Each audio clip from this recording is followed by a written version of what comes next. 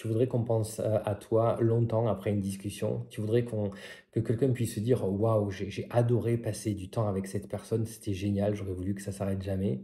Eh bien, en fait, il ne s'agit pas de parler beaucoup, il s'agit de parler juste. Je m'appelle Jean-Philippe Roussac, je suis psychologue et aujourd'hui, je vais te montrer comment on peut faire pour laisser une empreinte émotionnelle forte chez quelqu'un après avoir discuté un petit peu avec cette personne. Avant toute chose, n'hésite pas à t'abonner, à liker et à activer la cloche pour plus de contenu. Donc là, on va parler de dopamine, de connexion profonde et de techniques de langage puissantes. Alors, l'étape numéro un, c'est de créer un effet montagne russe émotionnel. Ce qui rend une conversation mémorable, c'est la variation émotionnelle, ce qui veut dire qu'en gros, ne reste pas sur le même ton, utilise de l'humour et une conversation profonde, et puis qui soit également légère et crée l'effet de surprise. Tout ça, ça va stimuler la dopamine. C'est l'hormone du plaisir et de l'anticipation.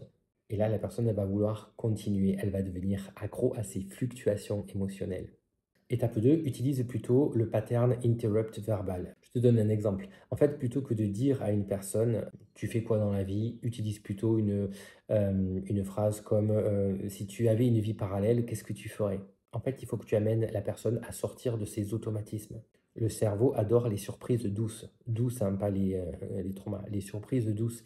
Et donc, en général, il va se souvenir de la personne qui a pu lui offrir cette petite surprise. Donc, plutôt que de poser des questions traditionnelles, trouve des alternatives, un peu plus surprenantes. Ensuite, quelque chose de super puissant, c'est de créer une projection partagée. En fait, fais en sorte que la personne, elle, vous imagine tous les 2 dans une situation future. Par exemple, tu pourrais lui poser la question, «Est-ce que tu penses que tu pourrais survivre à un road trip avec moi de 10 heures en mode survie?» En fait, tu déclenches une forme d'intimité ludique et ça plaît beaucoup. En fait, c'est une façon d'imprimer ton image dans son imaginaire. Voilà, en conclusion, retiens que une bonne conversation, c'est comme un film qu'on n'a pas envie de quitter. Et pour ça, c'est pas la peine d'en faire trop, il faut juste identifier ce qui permet de toucher et de faire vibrer la personne. Maintenant, il n'y a plus qu'à. Voilà, sur ce, n'hésitez pas à vous abonner, à liker et je vous dis à très vite pour d'autres vidéos.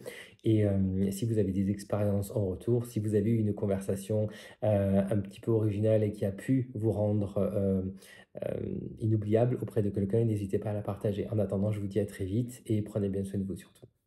Salut.